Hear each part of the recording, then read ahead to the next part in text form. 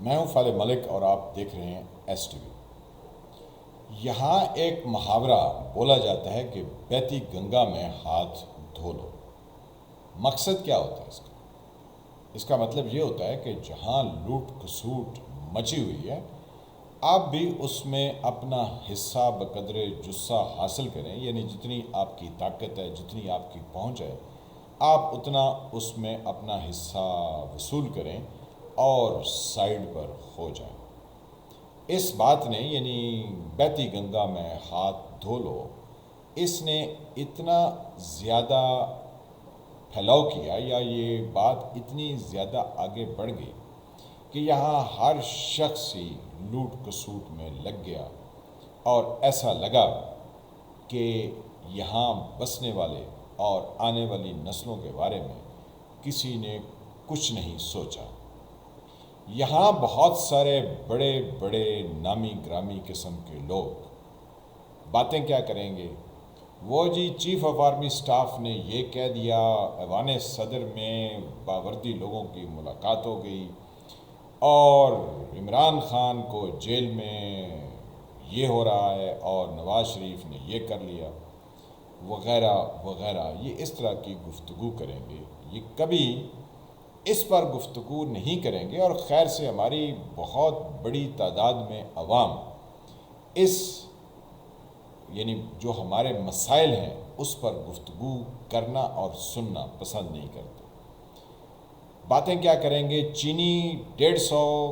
روپے سے نکل کر 170-80 پر پہنچ گئی ہے، پٹرول 14 روپے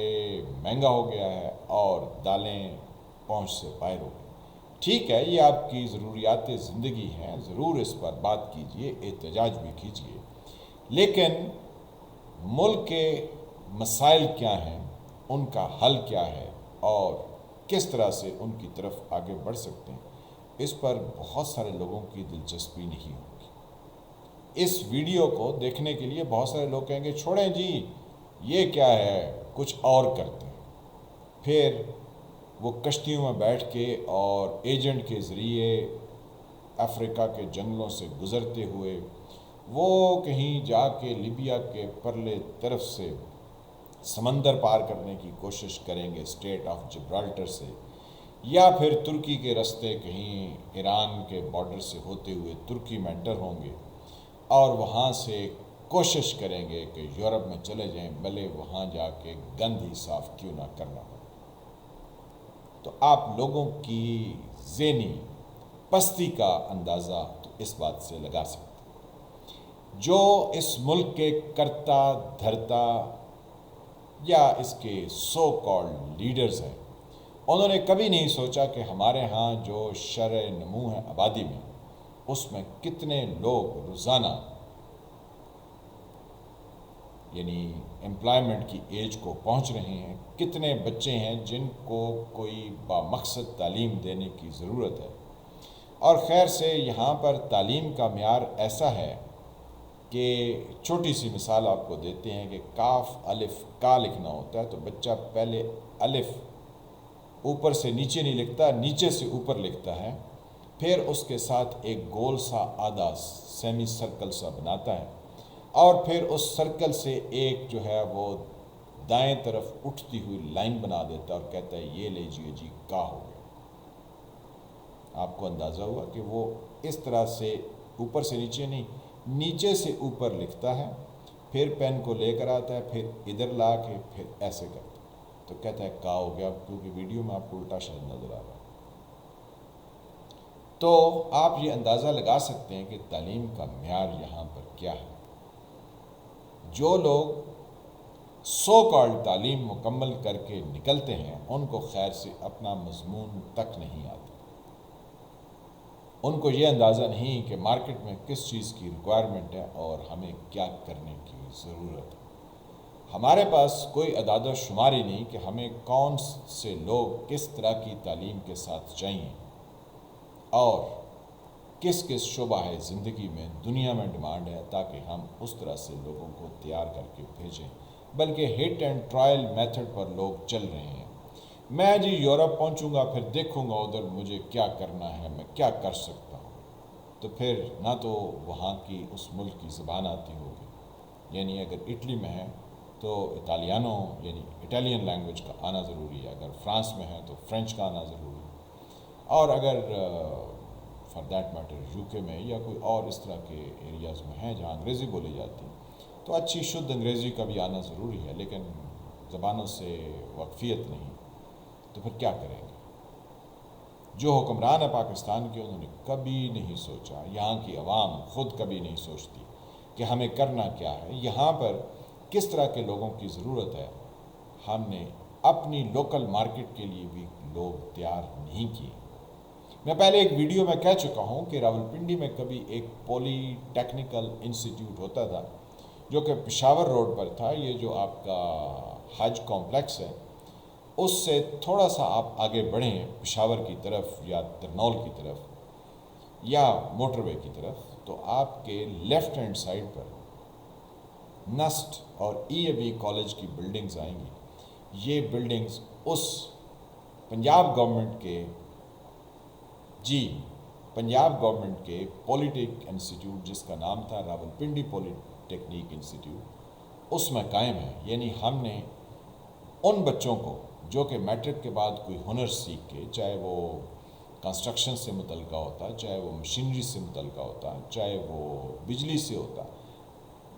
یہ ٹیکنیکل سرکاری ادارہ تھا، اس کو جنرل ضیاء صاحب کے دور میں بند کر دیا گیا کیونکہ یہاں کے طلباء ضیاء الحق کے مارشل لاء کے خلاف روز نعرے لگاتے تھے، روز سڑک کو بلاک کرتے تھے، تو انہوں نے کہا نہ رہے گا بانس، نہ بجے گی بانسری۔ تو